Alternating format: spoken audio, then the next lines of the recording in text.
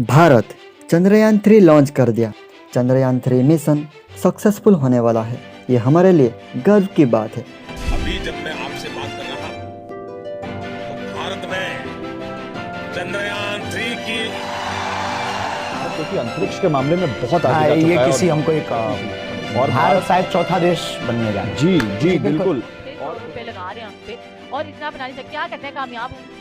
बिल्कुल, और कामयाब होना चाहिए। देखिए वो मेहनत कर रही है, उनको मेहनत का फल मिलना चाहिए। जब चंद्रयान-2 लॉन्च कराया गया, कई देश कहने लगे ये तो पैसों की बर्बादी है।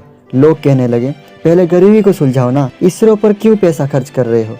लेकिन आज हम आपको बताएंगे इसरो का स्पेस प्रोग्राम इतना जरूरी क्यों है, भारत चांद पर थर्ड टाइम क्यों जाना चाहता है, हमने चंद्रयान-2 की गलतियों से क्या सीखा है और भारत के स्पेस प्रोग्राम से हमें क्यों गर्व करना चाहिए। इन सब को जानने के बाद आप सभी को भारत पर गर्व होगा। चैप्टर 1 चंद्रयान इम्पोर्टेंट क्यों है। चंद्रयान जितना इसरो के लिए जरूरी है उतना ही भारत के इकोनॉमी के लिए भी है। आखिर क्यों, आइए जानते हैं। अक्सर हम जब स्पेस डॉक्यूमेंट्री देखते हैं तो हमें लगता है चांद अर्थ के बहुत करीब है, लेकिन चांद पृथ्वी से बहुत दूर है। चांद अर्थ का सैटेलाइट होने के साथ साथ जियोपॉलिटिकल माइलस्टोन है। जब हम मून लैंडिंग की बात करते हैं तो सबसे पहले कदम रखने वाले नील आर्मस्ट्रांग की बात हमारे माइंड में आती है। दुनिया में मून पर सॉफ्ट लैंडिंग करने वाले सिर्फ 3 ही देश हैं, अमेरिका, रूसिया और चाइना। भारत का मिशन सक्सेस होगा तो दुनिया में चौथे देश बन जाएगा सॉफ्ट लैंडिंग करने में। सॉफ्ट लैंडिंग का मतलब है एक स्पेसक्राफ्ट लैंड करने के बाद सेफ हो, उसका कुछ नुकसान ना हुआ हो। सॉफ्ट लैंडिंग करना बहुत इम्पोर्टेंट बन जाता है, जो बहुत डिफिकल्ट है। उसी डिफिकल्टीज को फेस करने जा रहा है इंडिया। एक बार हम सॉफ्ट लैंडिंग कर लेते हैं तो जो काम आज नासा कर रहा है और करोड़ों रुपया कमा रहा है, हम भी कमा सकते हैं। बड़े बड़े इंटरनेशनल स्पेस प्रोजेक्ट की हकदार बन सकते हैं। 2008 में हम चंद्रयान-1 के जरिए हम चांद पर पहुंच तो गए, लेकिन चांद पर हार्ड लैंडिंग करके। 2019 में चंद्रयान-2 का भी वही मकसद था कि सॉफ्ट लैंडिंग करे। चंद्रयान का लॉन्च सक्सेसफुल हो गया, यहाँ तक कि अर्थ से मून तक का सफर 3,84,400 किलोमीटर सक्सेसफुली कंप्लीट कर लिया। लेकिन प्रॉब्लम तब आया जब लैंड करना था। सरफेस से कुछ ही किलोमीटर से पहले सॉफ्टवेयर ग्लिच की वजह से हम लैंड नहीं कर पाए। प्लान तो बड़ा था कि विक्रम रोवर 14 डेज के लिए चांद पर स्टडी करेगा और इंफॉर्मेशन हम तक पहुंचाएगा, लेकिन कम्युनिकेशन डिवाइस की फेल होने की वजह से ये मिशन कामयाब नहीं हो पाया। अब चंद्रयान-3 उस चीज को कामयाब कर सकता है जो चंद्रयान-2 ने नहीं कर पाया। चंद्रयान का मेन विजन है चांद पर सॉफ्ट लैंडिंग करना, सही सलामत चांद पर उतरना। ये भारत के लिए एक सुनहरा मौका है अपने इम्प्रूव टेक्नोलॉजी को दुनिया को दिखाने का। चंद्रयान-3 के बारे में एक और स्पेशल बात है उसकी लैंडिंग लोकेशन। पृथ्वी और चांद एक वन साइडेड रिलेशनशिप में है। यू नो दैट कि मून अर्थ से पूरी तरह से लॉक्ड है। इसका मीनिंग मून की एक ही साइड अर्थ को दिखती है और दूसरी साइड नहीं दिखती। मून का 41% हिस्सा अर्थ से छुपा हुआ रहता है। इसको सर्च करके आप और भी जान सकते हो।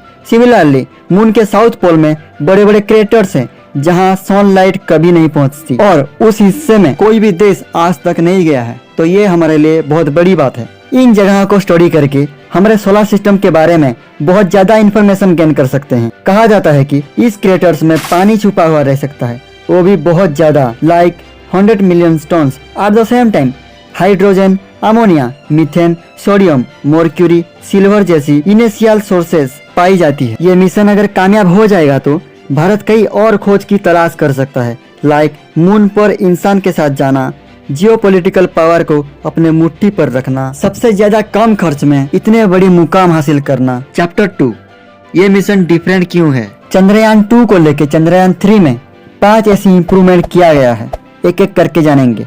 फर्स्ट है पेलोड। 2019 में चंद्रयान-2 में ऑर्बिटर, रोवर और लैंडर था, लेकिन 2023 में चंद्रयान-3 में लैंडर और रोवर ही लगाया गया है। 2019 में हमारे ऑर्बिटर ने उसका मिशन कंप्लीट कर लिया था, तो ऑर्बिटर को इंक्लूड नहीं किया गया है। Number 2 is powerful lander. It's more important for this mission. Chandrayaan-2 के मिस्टेक्स, लैंडर उसकी लेग स्ट्रॉन्ग ना होने की वजह से लैंडिंग सही तरीके से नहीं हो पाया, जिसकी वजह से लैंड करने से पहले सही टाइम पे अपना स्पीड कम नहीं कर पाया था और सही स्पॉट पे लैंड ना होके कुछ 750 मीटर दूर जाके गिर गया। अब हमारे लैंडर की इंजन कैपेसिटी बढ़ाई गई है और उसमें हजार्ड डिटेक्शन सिस्टम ऐड हुआ है। Number 3, instrument. जिस ब्रह्मांड के भीतर हमारी पृथ्वी मौजूद है उसे समझने के लिए सबसे नजदीकी चांद को समझना जरूरी है, जिसे हम हमारे पृथ्वी के बारे में डेटा कलेक्ट कर सकते हैं और फ्यूचर में और भी कई मिशन को सक्सेसफुली हासिल कर सकते हैं। इनका यूज वेदर पैटर्न डिटेक्शन के साथ साथ एक्सोप्लैनेट की खोज यानी स्टडी में हो सकता है। चंद्रयान 3 में सेप यानी स्पेक्ट्रोपोलरिमेट्री ऑफ हैबिटेबल प्लैनेट अर्थ नाम का एक इंस्ट्रूमेंट है, जिसे हमारे अर्थ का डेटा रीड करके हमारे सोलर सिस्टम के बाहर हैबिटेबल प्लैनेट खोज करने में मदद हो सकता है। Number 4, launch vehicle. Chandrayaan 3 launch important एक और रीजन की वजह से है, और वो है LVM-3 लॉन्च व्हीकल, जो हमारे पहले GSLV-MK2 लॉन्च व्हीकल से 30% ज्यादा वजन कैरी करने की क्षमता रखता है। आसान भाषा में बोला जाए तो इसे हम हैवियर पे लोड स्पेस में भेज सकते हैं और ये दुनिया को हम प्रूव कर सकते हैं। Number 5, cost. चंद्रयान 2 को 870 करोड़ में लॉन्च किया गया था, जो कि एवेंजर जैसी मूवी की बजट से 3 गुना कम था। लेकिन अब हम और भी ज्यादा एफिशिएंट बन चुके हैं और चंद्रयान 3 का बजट कुछ 615 करोड़ के अंदर हो चुका है। ये हमारी बढ़ती हुई एफिशिएंसी का प्रूफ है। चैप्टर 3, क्या इसरो पैसों की बर्बादी है? मेरा आंसर ना। लेकिन जब भारत ने मंगलयान लॉन्च किया था तब न्यूयॉर्क टाइम्स ने एक कार्टून पब्लिश करके हमारा मजाक उड़ाया था। ऐसे कार्टून चाइना के बारे में क्यों नहीं बनते? क्या उनके देश में गरीबी नहीं है? ऐसे मजाक UAE के बारे में क्यों नहीं बनते? क्या UAE परफेक्ट है? और शायद ये बात कुछ वेस्टर्न लोगों को हजम ही नहीं होती, जैसे वो इस टाइप्स के सवाल पूछते रहते हैं। Can India afford a space programme? हम हर साल इसरो पर कितना खर्च करते हैं? इसरो के बजट पर सवाल आने वाले हैं। ये सतीश धवन सर को पता था, इसलिए जब वो इसरो के चीफ बने तो महीने के 1 रुपया सैलरी के तौर पर लिया करते थे, और इसी एफिशिएंसी की लेगेसी इसरो आगे भी कैरी करता है। हम पिछले 20 सालों से कंसिस्टेंटली स्पेस प्रोग्राम का बजट बढ़ा रहे हैं, ये फैक्ट है। लेकिन ये हमारे GDP के सिर्फ 0.8% है। हम हमारे पोस्टल सर्विस को चलाने के लिए 36,000 करोड़ स्पेंड करते हैं, लेकिन इन पैसों से हमें क्या मिलता है? द फैक्ट इज हमारे फैमिली देश चाइना पर नजर रखने के लिए आंखें मिलती है। चाइना को भारत से इतना लगाव है कि अरुणाचल और लद्दाख में अपने लोग भेजता रहता है और वहाँ इस टाइप्स के सेटलमेंट करता रहता है। धीरे धीरे ऑनियन स्लाइसिंग मेथड से भारत का छोटा छोटा हिस्सा चुराता रहता है, लेकिन इसकी जानकारी इसरो की सैटेलाइट्स हमारे सिक्योरिटी तक पहुंचाती है। 10 से ज्यादा सर्वेलेंस सैटेलाइट्स चाइना के नोवल एक्टिविटीज को ऑब्जर्व करता है। जब 2019 में फानी साइक्लोन आया तब इसरो के सैटेलाइट्स हमें टाइम से पहले इन्फॉर्म कर दिया कि साइक्लोन आने वाला है। इन्हीं सैटेलाइट्स की वजह से ओडिशा से 11.5 लाख लोगों को सेफली इवैक्यूएट किया गया। आज ओडिशा डिजास्टर मैनेजमेंट में नंबर 1 बन गया। इसरो हमारे ज्योग्राफी स्टडी करके हमें डेटा देता है। उसी डेटा के मदद से हम किसानों को गाइडेंस दे सकते हैं। अर्थक्वेक्स, साइक्लोन जैसी जानकारी सबसे पहले मिलने से हम पहले से तैयार रह सकते हैं और होने वाले नुकसान को कम कर सकते हैं, और यह सब हमारे सैटेलाइट्स की वजह से पॉसिबल है।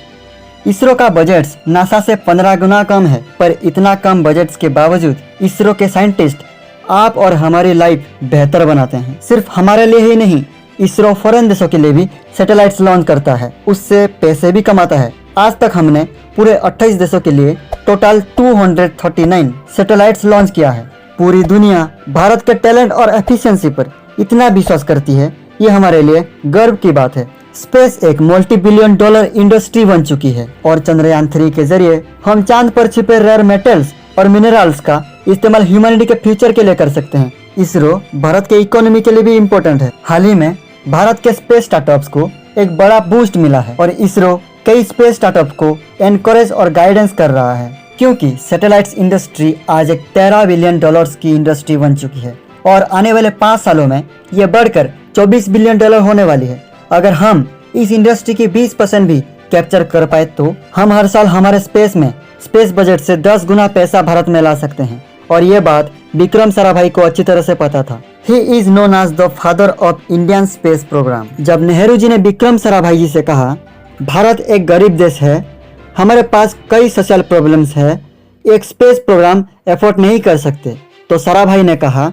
हम एक गरीब देश है, हमारे पास कई सोशल प्रॉब्लम्स है, इसीलिए हमें एक स्पेस प्रोग्राम की जरूरत है। ये विजुअल ही है जो इसरो को नई बुलंदियों पर पहुंचा रहा है। जहां बाकी के देश स्पेस का इस्तेमाल वेपनाइजेशन के लिए करते हैं, वहां हम स्पेस का इस्तेमाल इंसानियत को बेहतर बनाने के लिए करते हैं और ये हमारे लिए बहुत गर्व की बात है। अगर आपको इस वीडियो से कुछ सीखने को मिला तो आप हमारे चैनल को सब्सक्राइब कर सकते हैं। ये आपके लिए तो फ्री है लेकिन हमें बहुत मदद होती है।